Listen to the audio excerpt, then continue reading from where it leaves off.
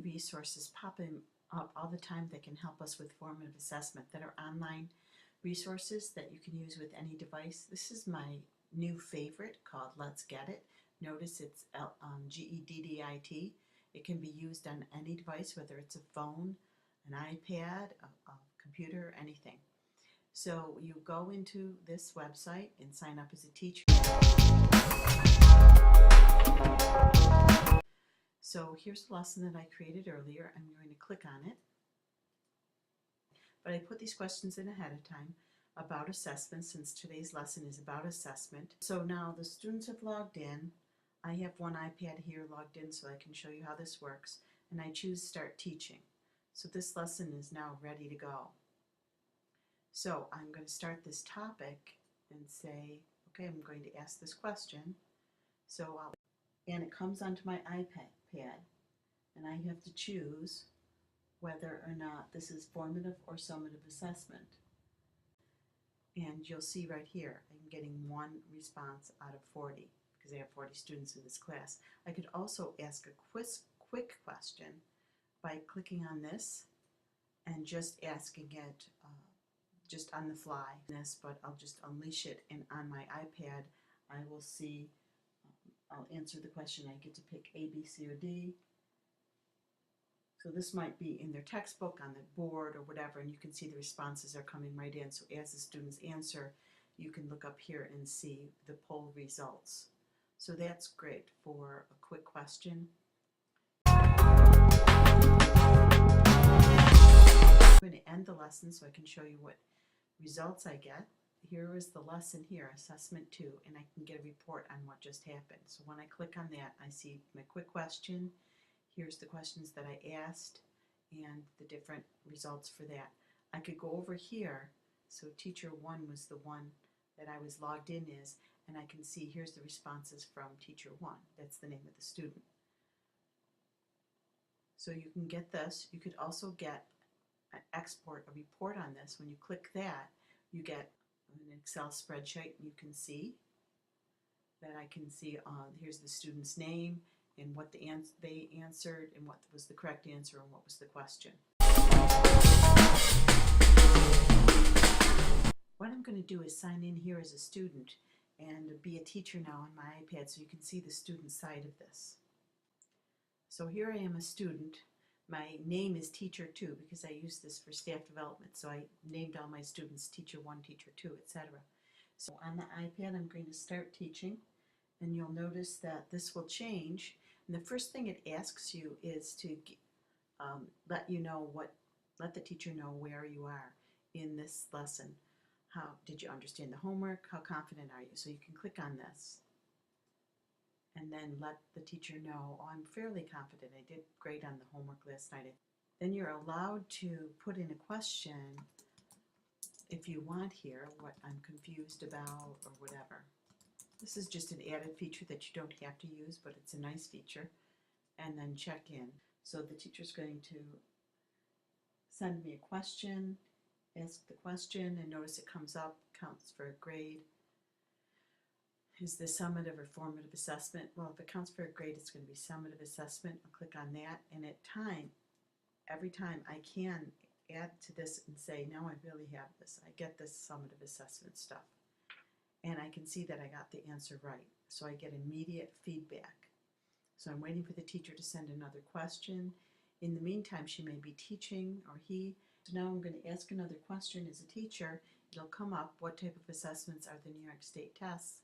Well, those are summative assessments, again, and I'm pretty confident with that, so I'm going to leave it there and answer the question. I got it right. Let's see what happens if I get one wrong. Finding out what students know and understand after they finish the learning assessment. Well, I'm going to get it wrong on purpose and say after, and say it's formative assessment, even though we know that's summative, and answer the question, and you see my answer was formative, the solution is summative, so I get that immediate feedback. So as a student, I have a record of everything that happened that day. So the teacher ended the lesson, but I could go back into my account and go back and see what I got if I wanted to check on that assessment again. so that students have access to their data. So this is called letsgetit.com.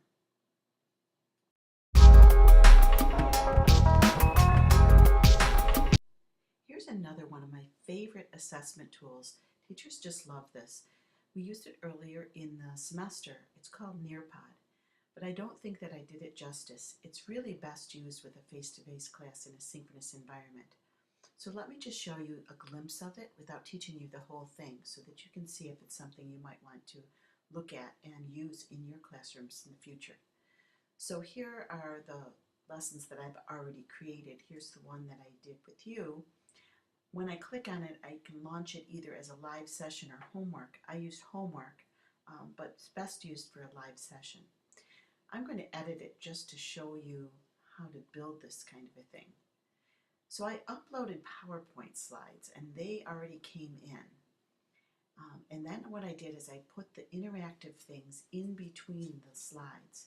So this is how easy it is to add an interactive piece. I can add content, I can add a slide, I can add video, audio, slideshow. I can add web content and put in a URL. That does cost money though, I have a premium account for that. And then, or you can add an activity. This is free and this is really helpful. So add an activity, you can add an open-ended question, a poll, you can enter the question, and they put in the answer.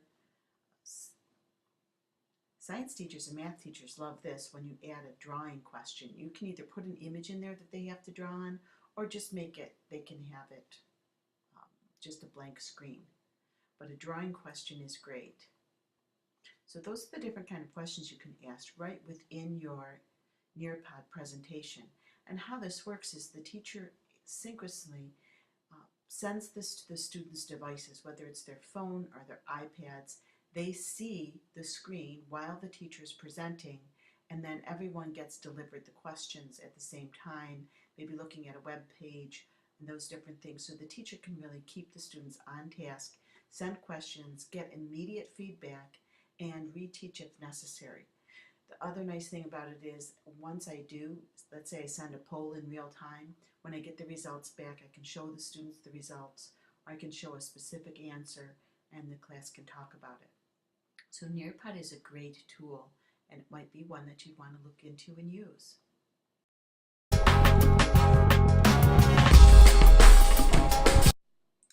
Here's one of the quickest and easiest assessment tools that you can use to check for understanding with students. And it's the Today's Meet, which we've used in this class before. But look how easy it is to create a Today's Meet. So I don't even have to pre-plan. If I just go to todaysmeet.com as a teacher, I can name the room, whatever I'm going to name the room, CEP 506. And see there's an X here, red X, meaning that's already taken. So I'm going to add something, spring. And now there's a green check mark, so I can use that room. Now I can decide I want this for 1 hour or for 1 day or 1 week. Let's try it for a week, and then I can create the room. Now I give you that URL, or the students in my class, they just type in that URL and there they are in the room. There's no login, and it's really easy to do. So you've used this before and you see, but now you can see how you might use this as an assessment tool in your classroom. Some teachers tell me that it's actually changed their classroom because they have the kids log into a Today's Meet room when they first walk in the room and set their devices down.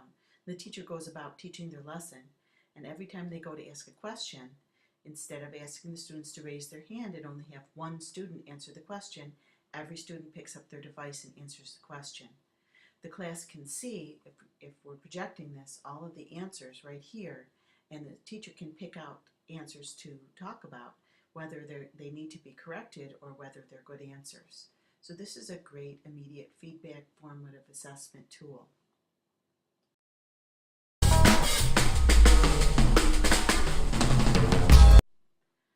Another great technology tool that you can use for a formative or a summative assessment tool is Google Forms. We've used this in our class as well. After you watched the videos and read about fair use, I wanted to check for your understanding, so I sent you this quiz. I sent you the link. You filled it out and then you submitted it. Once you do that, this is what I get. I get a spreadsheet of all of the responses. I've hidden your names so that we can't see them. Now I can see which questions were easy that everyone got right and which questions that some people had a hard time with. I actually put the red there that isn't normally there, just so that I could see which ones that we needed to go over. So you get the results right away. What we're going to do in class this week is you're going to create a Google form, and in another tutorial I'll show you how to do that. So there's so many tools that you can use. This is just the tip of the iceberg. Google Forms, Nearpod, Today's Neat, Let's Get It. There's so many more. Hopefully you will learn about more over your career and use technology to really help you get feedback quickly to your students and use it as a form of assessment.